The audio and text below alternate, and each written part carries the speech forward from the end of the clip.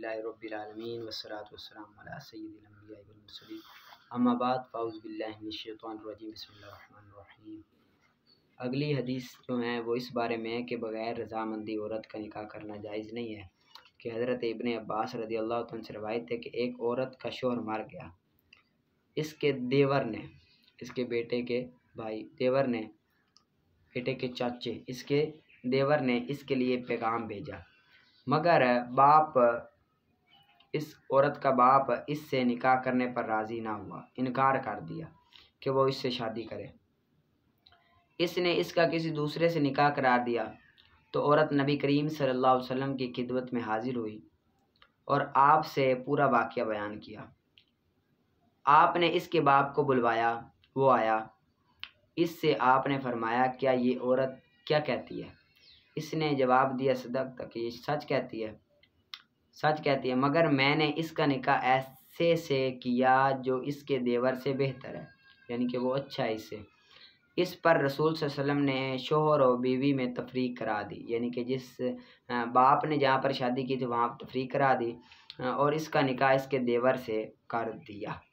इसके निकाह जहाँ पर वो निकाह करना चाहती थी वहाँ पर कर दिया। और एक रवायत में हज़रत इब्ने अब्बास से यूँ है कि अस्मा को इसके देवर ने मांगा और एक शख्स ने इसके बाप ने दूसरे शख्स से इसका निकाह करा दिया। वो नबी करीम सल्लल्लाहु अलैहि वसल्लम के पास आई और आपसे शिकायत की। बस आपने इस शख्स को छिड़का, इसके देवर से इसका निकाह करा दिया, इस शख्स से छुड़ाकर देवर से निकाह करा दिया। एक और रवायत में इस तरह के एक औरत के खामद का इंतकाल हो गया, इसके देवर ने निकाह का पैगाम भेजा और बाप ने औरत की मर्जी के बगैर दूसरे शख्स से निकाह कर दिया। लिहाजा वो औरत नबी अकरम सल्लल्लाहु अलैहि वसल्लम के पास आई और आपसे किस्सा बयान किया। आपने इसके बाप को तलब फरमाया और इससे फरमाया, क्या तूने इसका निकाह इसकी रज़ामंदी के बगैर कर दिया है? इसने जवाब दिया, मैंने इसका निकाह ऐसे से किया है जो इसके देवर से बेहतर है। बस नबी अकरम सल्लल्लाहु अलैहि वसल्लम ने शौहर और बीवी के दरमियान जुदाई करा दी और इसका निकाह इसके देवर से कर दिया। एक और रवायत में यूँ है कि एक औरत का खामद फोत हो गया और इससे इसका एक लड़का था, तो देवर ने इसके बाप के पास इसके लिए निकाह का पैगाम भेजा। इस औरत ने अपने बाप से कहा कि मेरा निकाह इससे कर दो। इस औरत ने कहा कि कर दो। इसके बाप ने इससे इनकार कर दिया और इसकी मर्ज़ी के खिलाफ़ किसी दूसरे से इसका निकाह कर दिया। वो नबी करीम सल्लल्लाहु अलैहि वसल्लम के पास आई और आपको पूरा किस्सा सुनाया। आपने इसके बाप से बात की, तस्दीक फरमाई। इसने कहा, जी हाँ, मैंने इसका निकाह इसके देवर से अच्छे आदमी के साथ कर दिया। बस रसूल ने शौहर और बीवी में तफरीक करा दी और इस औरत का निकाह इसके देवर से कर दिया।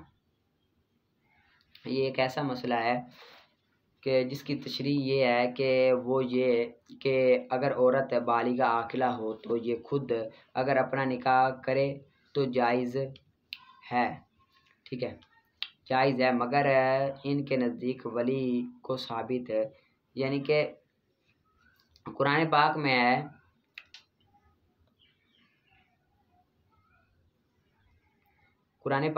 कि फ़ला तादुलूहुन्ना अन यनकिहना अज़वाजहुन्ना, के औरतों को अपने खामदों से निकाह करने से ना रोको।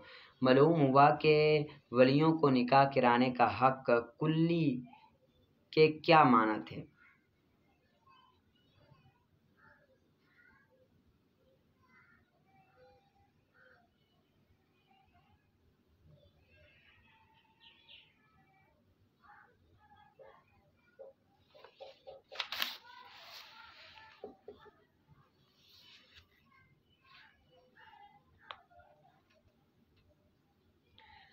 अहनाफ के नज़दीक ये है कि औरत अपनी मर्ज़ी से अपना निकाह करा सकती है, लेकिन ये ज़हन में रखना कि कुफ़ क्या हो, मर्द का बड़ा होना चाहिए। मर्द का हस्ब नसब, मर्द का कुफ़ बड़ा हो तो ठीक है।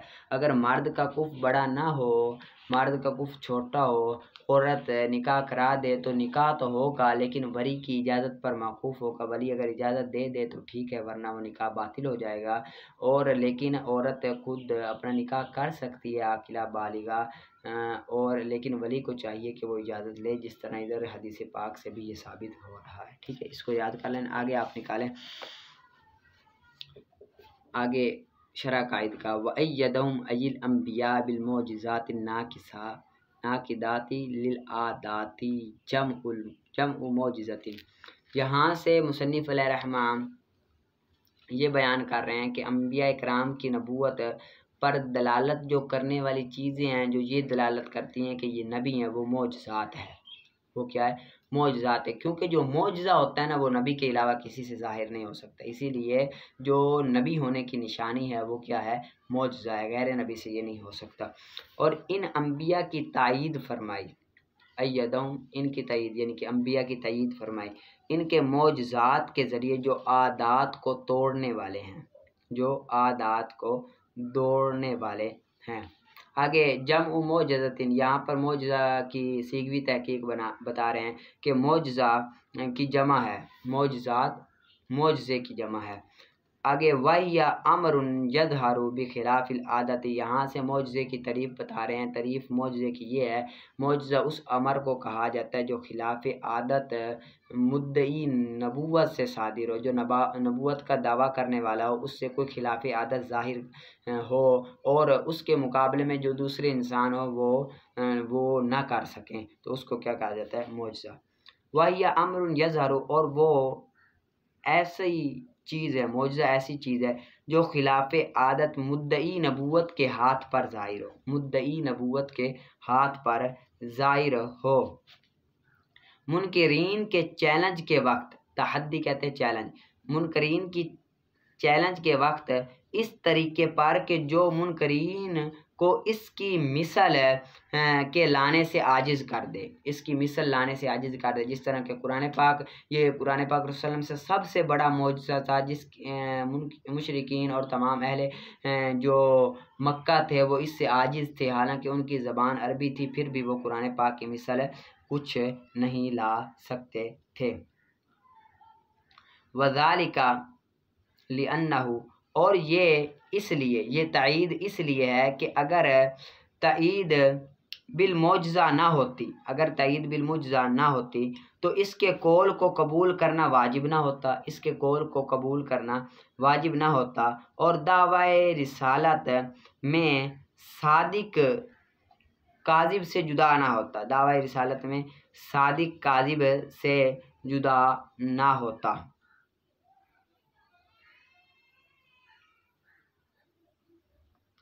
सादिक काजिब से जुदा ना होता, और मौजज़े के ज़ाहिर होने के वक्त नबी के सिद्क का यकीन हासिल ना होता, और मौजज़े के ज़ाहिर होने के वक्त नबी के सिद्क का यकीन हासिल हो जाता है, यकीन हासिल हो जाता है। आदत के जारी होने के तरीके पर, आदत के जारी होने के तरीके पर कि अल्लाह ताला मौजज़े के ज़हूर के बाद सिद्क का इल्म पैदा फरमा देता है। मौजज़ा जब ज़ाहिर हो जाए तो अल्लाह ताला इस चीज़ का इल्म बता देता है कि ये बंदा क्या है, सच्चा है, क्योंकि मौजज़ा ऐसी चीज़ है जो उसके ख़िलाफ़ होते हैं, उनसे वो ज़ाहिर नहीं हो सकता, तो बंदे मान लेते हैं कि ये वाक़ई ही नबी है। अगरचे इल्म का पैदा ना करना भी फ़ी नफ्सी ही मुमकिन है, इल्म का पैदा ना होना भी फ़ी नफ्सी ही मुमकिन है।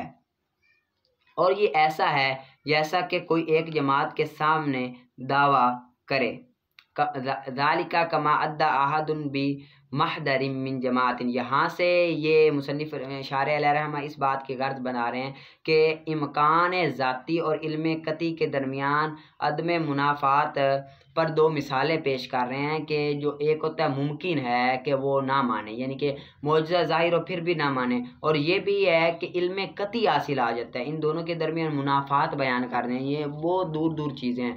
एक तो है कि मुमकिन होना, कि मुमकिन है कि वो यकीन ना करे, और दूसरी बात है कि इल्म कती आ जाना, इल्म कती आ जाना। जिस तरह के अगर कोई शख्स लोगों के सामने ये दावा करे कि मैं बादशाह का कासिद हूँ, अब लोग पूछें कि क्या दलील है तुम्हारे पास है, वो शख्स कहे कि मैं बादशाह को, मैं दावा साबित करने के लिए दलील देता हूँ, मैं बादशाह को कहूँगा कि 3 मरतबा उठो। अब बादशाह 3 मरतबा उठेगा, फिर बैठेगा, उठेगा बैठेगा, तो ये इस बात की दलील होगी कि मैं क्या हूँ, बादशाह का काज़िब हूँ। अब लोगों को इस शख्स के सच्चे होने का यकीन हो जाएगा। अगरचे इसके झूठे होने का भी इम्कान है कि हो सकता है कि बादशाह मुतलकन खड़ा हो फिर बैठ गया, फिर खड़ा हो फिर बैठ गया, मुमकिन है, लेकिन सच्चे होने का भी यकीन हो सकता है। अब यहाँ पर लेकिन यहाँ पर ये एक बात बयान कर रहे हैं कि लेकिन यहाँ पर जो इम्कान ज़ाती है इसके इल्म कती के मुखालिफ नहीं है। इम्कान ज़ाती ये इल्म कती के मुखालिफ नहीं है। इस तरह के ज़ुहूर मौजज़ा के बाद इल्म कती का हासिल होना ज़रूरी है। अगरचे इल्म का हासिल ना होना भी मुमकिन है, लेकिन इम्कान इल्म कती के मुखालिफ और मुनाफी नहीं है। यानी कि हो सकता है इल्म कती हासिल हो सके, हो सकता है इल्म कती हासिल ना हो। ठीक है, मुमकिन है ना माने, जिस तरह के अबू जहल फिर भी नहीं मानता था, अबू लहब फिर भी नहीं मानता था। आगे तर्जुमा करते हैं। और ये ऐसा है जैसा कि कोई एक जमात के सामने दावा करे कि मैं तुम्हारी तरफ इस बादशाह का कासिद हूँ, फिर ये बादशाह से कहे अगर मैं सच्चा हूँ तो आप अपनी आदत के खिलाफ कीजिए और अपनी जगह से 3 मरतबा उठिए। बादशाह ने ऐसा ही कर दिया तो जमात को इसकी बात की सच्चाई का इल्म ज़रूरी हासिल हो जाता है। अगरचे फ़ी नफ्सी किज़ब भी मुमकिन है झूठ हो, इसलिए कि इम्कान ज़ाती जो तजवीज़ अकली के मानी है, इम्कान ज़ाती हो सकता है वैसे ही खड़ा हो, तजवीज़ अकली के माना में है, और वो इल्म कती के हुसूल के मुनाफी नहीं, इल्म कती के हुसूल के मुनाफी नहीं। आगे से का इल्मिना बि अन्ना जबल उहद, यहाँ से एक मिसाल देकर वाज़े कर रहे हैं कि उहद के पहाड़ का सोना बनना हमको इल्मी तौर पर कती मालूम होता है, यानी कि कती तौर पर हमें मालूम होता है, लेकिन इसके बावजूद एहतमाल है कि उहद पहाड़ सोना बन जाए। इस तरह ज़हूर मौजज़ा के बाद इल्म कती हासिल यकीनी हो जाता है, लेकिन इल्म का ना हासिल होना भी मुमकिन है। क्या इल्म ना हासिल हो? ठीक है, जैसा कि हमारा जानना इस बात को कि उहद पहाड़ सोने से नहीं बदला, इसके फ़ी नफ्सी मुमकिन होने के बावजूद, मुमकिन यानी कि फ़ी नफ्सी मुमकिन है बदल जाए, बस ऐसे ही यहाँ नबी के इल्म का सिद्क का इल्म कती हासिल हो जाता है, इल्म कती हासिल हो जाता है बा मुक्तदाए आदत के मुताबिक, इसलिए कि आदत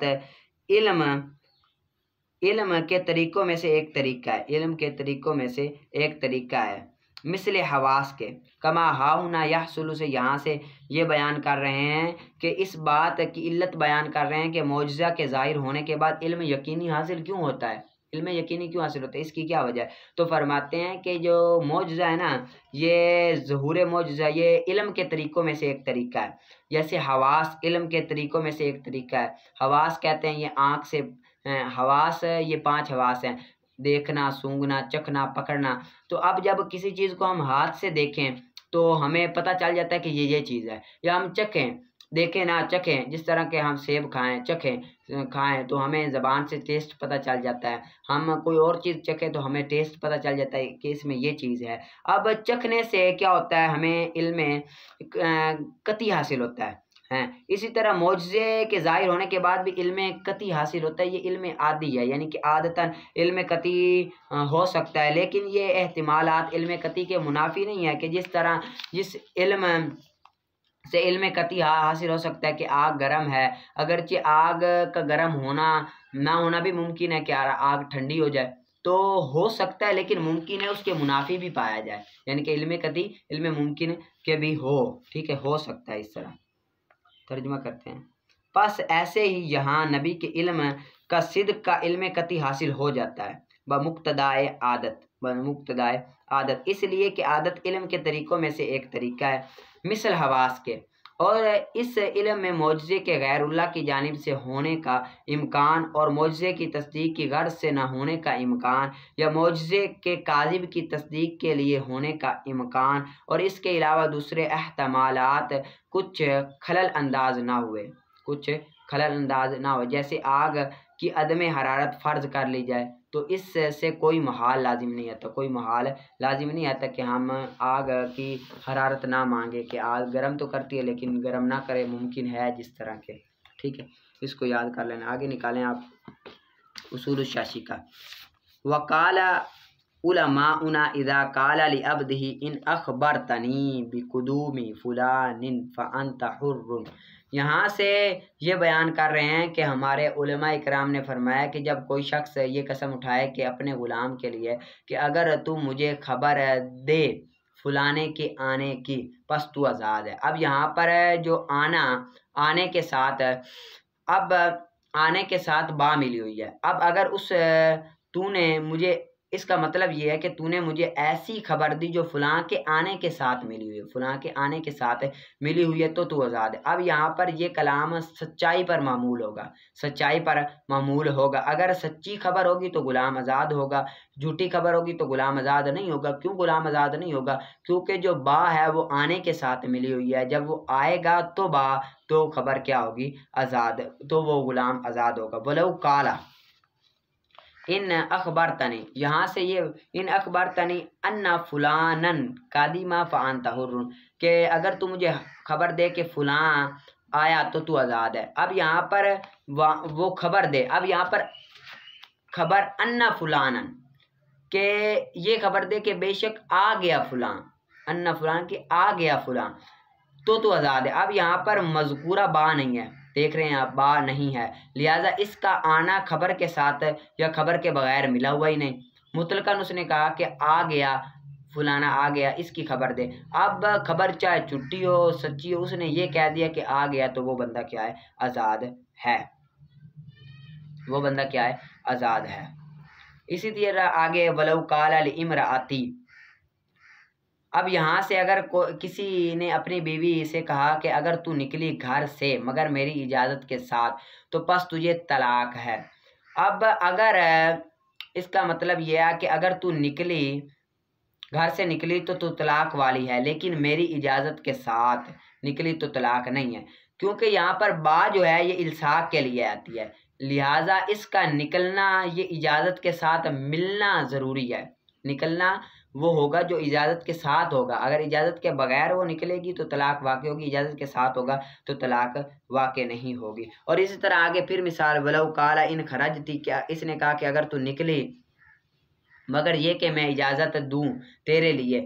अब यहाँ पर बा नहीं है, लिहाजा एक मर्तबा इजाज़त ज़रूरी है कि जब एक मर्तबा इजाज़त के साथ निकलती है तो अब दूसरी मर्तबा इजाज़त की ज़रूरत नहीं है, तलाक वाक़ई नहीं होगी। क्योंकि किसी ने भी कहा कि तू तलाक वाली है अल्लाह ताला के चाहने के साथ, अब या फिर अल्लाह ताला के इरादे के साथ या हुक्म के साथ। अब यहाँ पर बा तो मिली हुई है, लेकिन अल्लाह ताला का हुक्म और इरादा होगा तो ये तो तलाक होगी, लेकिन हमें मालूम नहीं है कि हमारी अकल कासिर है कि अल्लाह ताला का इरादा है कि नहीं, तो इसी वजह से तलाक वाक़ई नहीं होगी, चाहे बा मिली हुई भी है। तर्जुमा करते, और हमारे उलमा इकराम ने कहा कि अगर आका ने अपने गुलाम से कहा कि अगर तूने मुझको फलां के आने की खबर दी तो तू आज़ाद है, बस ये खबर सादिक पर मामूल होगा, ताकि खबर है कुदूम से मुत्तसिल हो, कुदूम से क्या हो? मुत्तसिल, क्योंकि बा है कुदूम के साथ। और अगर झूठी खबर दी तो गुलाम आज़ाद ना होगा। और अगर कहा कि अगर तूने मुझको इस बात की खबर दी कि फलां आ गया तो तू आज़ाद है, तो ये मुतलक खबर पर मामूल होगा, मुतलकन खबर पर मामूल होगा। चूँकि गुलाम के ने आका को अगर झूठी खबर दी तो गुलाम आज़ाद हो जाएगा। और अगर शोहर ने अपनी बीवी से कहा कि अगर तू घर से निकली मगर मेरी इजाज़त से तो तू मुतल्लका है, तो ये हर मर्तबा इजाज़त की मोहताज होगी। क्यों? क्योंकि मुस्तस्ना वो खुरूज है, यानी कि बा मिली हुई है निकलने के साथ, कभी भी वो बगैर इजाज़त के निकली तलाक हो जाएगा। और जो इजाज़त के साथ मुत्तसिल हो, जो इजाज़त के साथ मुत्तसिल हो, अगर वो दूसरी मर्तबा बगैर इजाज़त के निकली तो तलाक वाक़ई हो जाएगी। क्यों? क्योंकि बा मिली हुई है। और अगर कहा कि अगर तू निकली, घर से निकली मगर ये कि मैं तुझको इजाज़त दूँ, तो ये एक मर्तबा इजाज़त पर मामूल होगा, हत्ता कि अगर दूसरी मर्तबा बगैर इजाज़त के निकली तो तलाक वाक़ई नहीं होगी। और ज़ियादात में है कि जब कहा अंत तालिकुन बिमशिय्यतिल्लाहि ताला औ बिइरादतिल्लाहि ताला औ बिहुक्मिल्लाहि, तो तलाक वाक़ई नहीं होगी, क्योंकि अल्लाह ताला का हमें पता नहीं, चाहे यहाँ पर बा मिली हुई है फिर भी वाक़ई नहीं होगी तलाक। ठीक है, इसको आपने अच्छे अंदाज में याद कर लेना, मेहनत करके आगे निकालें आप हिदाया शरीफ का। आगे है वन्नौमु मुद्तजाअन औ मुत्ताकिअन औ मुस्तनिदन, और सोने वाला करवट के बल सोए या टेक लगाकर सोए, और मुस्तनिदन या सहारा लेकर सोए, इलाशेन किसी शय की तरफ, लौ उजीला अगर हटा दी जाए, लसाकता तो वो गिर जाएगा, तो वुजू टूट जाएगा।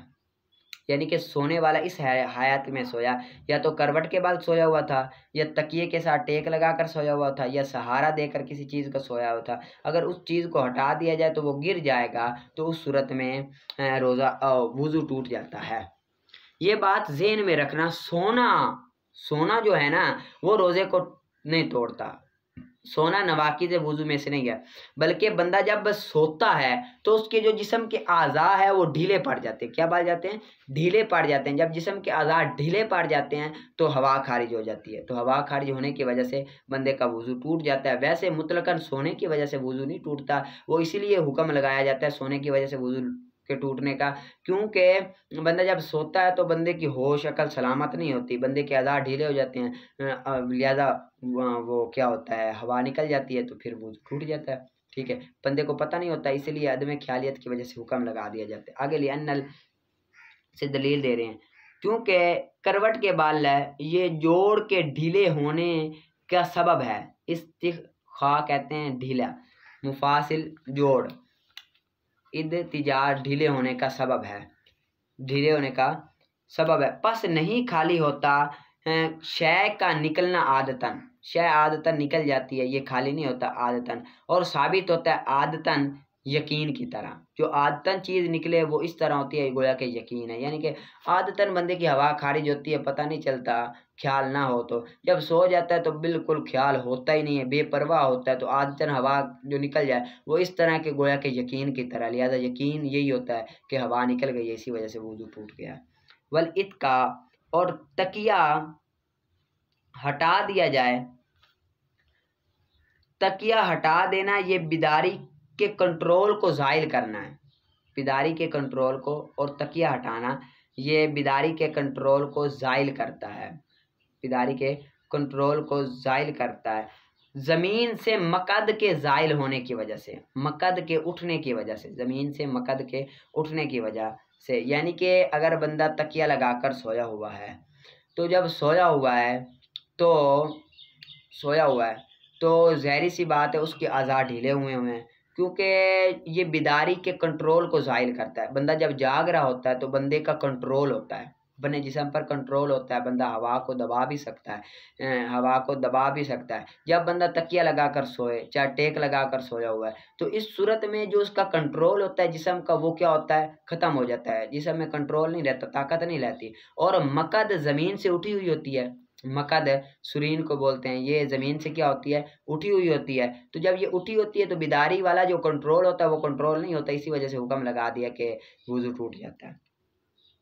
वयबलुगुल इस्तिग़रा, और पहुँचना इस्तिग़रा का नींद में, ये उसकी इंतहा है इस नौ के साथ टेक लगाने से, टेक लगाने से। यानी कि बंदा अगर करवट के बल अगर सोए नींद में, ये तो इस बात की भी इंतहा है, जो बंदा टेक लगा के सोता है ना उससे भी ये तो बड़ा है, इंतहा है, ज़्यादा है। कभी एक बंदा टेक लगा कर सोया, एक बढ़ गया करवट के बाल सोया हुआ है, तो जो करवट के बाल सोया हुआ है उसके अज़ा ज़्यादा ढीले होंगे, क्योंकि उसमें तो बिल्कुल यकीन होता ही नहीं है, वो तो बिल्कुल सो जाता है। जो टेक लगा उसको इस तरह नींद आ गई तो इधर तो थोड़ा बहुत होता ही है कंट्रोल, लेकिन उधर तो ज़्यादा होता है, वो ज़्यादा पहुँचा हुआ है। बगैर इसके के टेक लगाना, अन्य सनद कहते हैं टेक को, टेक लगाना ये मना करता है सुकूत से, सुकूत से मना करता है, यानी कि साकित होने से ये मना करता है। बाखिलाफ क़ियाम की हालत में, क़ुऊद की हालत में, रुकू और सुजूद की हालत में, नमाज में और इसके अलावा में वुज़ू नहीं टूटता, यही सही है। क्योंकि बाज़ कंट्रोल बाकी होता है, नमाज बंदा पढ़ रहा हो या खड़ा हो रहा हो या कायदा में हो या कू में हो, तो बाज़ कंट्रोल वहाँ पर बराबर होता है, बंदा की पूरी नींद नहीं होती, तो इसी वजह से वहाँ पर वुज़ू नहीं टूटता। क्योंकि अगर ज़ाइल कर दिया जाए तो साकित हो जाएगा, अगर ज़ाइल हो जाए तो टूट जाएगा। यानी कि जो थोड़ा बहुत कंट्रोल होता है रुकू में, सुजूद में, वो अगर कंट्रोल भी ख़त्म हो जाए तो फिर ज़ाइल हो जाएगा, फिर रोज़ा टूट जाएगा और फिर वुज़ू टूट जाएगा, फिर हवा खारिज हो जाएगी, फिर ढीले हो जाएंगे ज़्यादा। लेकिन थोड़ा बहुत होता है, इसी वजह से नहीं ढीले होते, बस नहीं मुकम्मल होता इस्तिरखा, नहीं मुकम्मल होता इस्तिरखा, ढीलापन जो है वो मुकम्मल नहीं होता। मुकम्मल बंदा सजदे की में या इस हालत में मुकम्मल तौर पर ढीलापन नहीं होता। और असल इसमें तो रसूल सल्लल्लाहु अलैहि वसल्लम का कौल है, यानी कि असल बात तो रसूल सल्लल्लाहु अलैहि वसल्लम का कौल है, बाकी ये क़ियास के साथ दलीलें दी। असल रसूल सल्लल्लाहु अलैहि वसल्लम का कौल, रसूल ने फरमाया कि ला वुदुआ अला मन नौमा, नहीं है वुज़ू उस शख्स पर जो सोए खड़े होने की हालत में या बैठने की हालत में या रुकू की हालत में या सजदे की हालत में, सिर्फ वुज़ू है उस शख्स पर जो सोए करवट के बाल। बस बेशक जब वो सोए करवट के बाल तो ढीले हो जाते हैं उसके जोड़, तो उसके जोड़ क्या होते हैं, ढीले हो जाते हैं। तो ये हदीस पाक दलालत कर रही है इसी वजह से। असल तो ये है, बाकी दलील वो जो हमने अकल से देनी थी वो दे दी, बाकी असल को ये हदीस पाक है। ठीक है, तो उसने फरमाया कि इन हालत में ढीलापन नहीं होता और बड़का करवट के बल सोया हुआ तो फिर ढीलापन फुल होता है, इसी वजह से वहां पर तो वुजू टूट जाएगा, लेकिन यहाँ पर नहीं टूटेगा। और गलबा आ जाना अकल पर बेहोशी के साथ और जुनून के साथ, ये भी वुजू को तोड़ देता है, क्योंकि ये नींद के ऊपर है जो करवट के बल हो ढीलेपन में, यानी कि बंदा बेहोश हो या जुनून हो तो ये तो ऊपर है नींद के। एक बंदा सोया है उसको उठाएं तो वो तो उठ जाएगा, जो बंदा बेहोश हो गया या बंदा जुनून है मजनू है तो उसको बंदा बिलाए उसको तो होश ही नहीं होता, उसको तो बदरजे ओला वुजू टूट जाएगा इस हालत में, क्योंकि ये नींद के भी ऊपर ढीलापन होता है। नींद में तो थोड़ा बहुत ढीलापन कम होता है, बंदे को जब वो जगाया जाए तो वो बंदा पकड़ लेता है, ठीक है, होश आ जाता है, लेकिन जो बंदा बेहोश हो गया वो तो बिल्कुल ख़त्म हो जाता है उसका ढीलापन। वल इग़मा, और बेहोशी ये हदस है, तमाम हालतों में ये हदस है, ये तो तमाम हालतों में हदस है। और वो कियास करना है नींद में, नींद के तौर पर जिस तरह के नींद में टूट जाता है इसी तरह ये इसमें टूट जाता है, ये उस नींद पर हमने कियास करते हुए कहा। मगर बेशक हमने इसको पहचाना है असार के साथ, इसको हमने नींद को तो कियास के साथ किया, लेकिन बेहोशी को तो असार से भी हदीस पाक हैं, इसमें बाद हदीस में आया हुआ है कि टूट जाता है। और इग़मा जो है वो इसके ऊपर है, इग़मा बेहोशी ये इसके भी ऊपर, नींद के ऊपर है कि इसमें क्या होता है, वुजू टूट जाता है। बस इसमें तो कोई कियास ही नहीं है, जो बेहोशी है बेहोश में तो कोई कियास कर ही नहीं सकता, ये तो कियास के ऊपर है, इसमें तो वुजू ज़ाहिर सी बात है टूट ही जाएगा। ठीक है, वुजू क्या होगा, टूट ही जाएगा।